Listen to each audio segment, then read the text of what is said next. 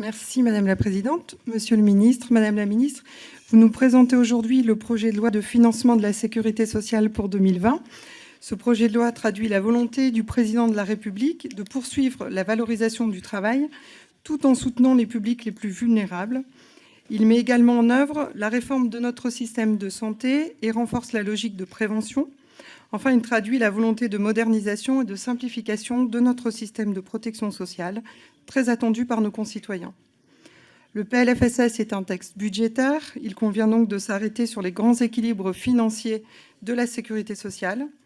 Le retour à l'équilibre est retardé, à la fois par des perspectives macroéconomiques moins bonnes que prévues et par l'adoption des mesures d'urgence prises fin 2018 pour répondre aux attentes exprimées par nos concitoyens en matière de pouvoir d'achat et de justice sociale.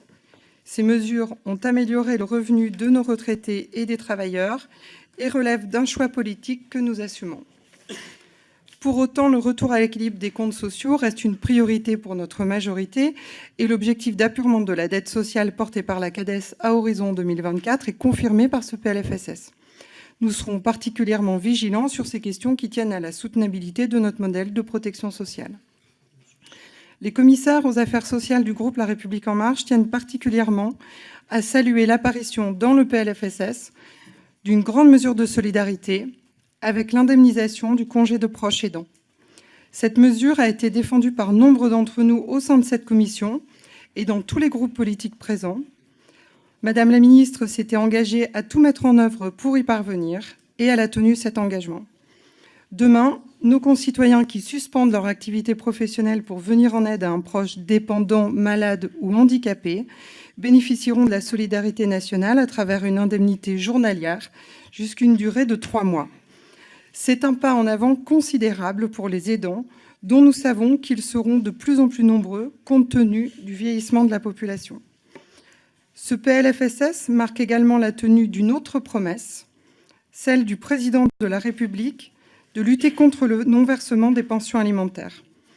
Lors du grand débat national, cette problématique est apparue de façon criante et c'est pourquoi la mise en œuvre du service de recouvrement apportera à la fois une plus grande protection de ces familles, bien souvent monoparentales, ainsi que l'apaisement dans les relations entre les parents séparés au bénéfice des enfants. Nous saluons également les mesures de justice sociale, telles que l'indexation des retraites de moins de 2 000 € sur l'inflation, la revalorisation des prestations sociales, ainsi que la poursuite de la revalorisation exceptionnelle des minima sociaux.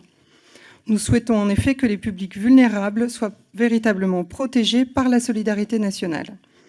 Nous croyons dans l'émancipation sociale par le travail, et c'est pourquoi nous saluons les mesures qui permettent à nos concitoyens de bénéficier des fruits de leur activité professionnelle, en particulier la reconduction de la prime exceptionnelle, ainsi que l'amélioration du cumul entre pension d'invalidité et revenus professionnels.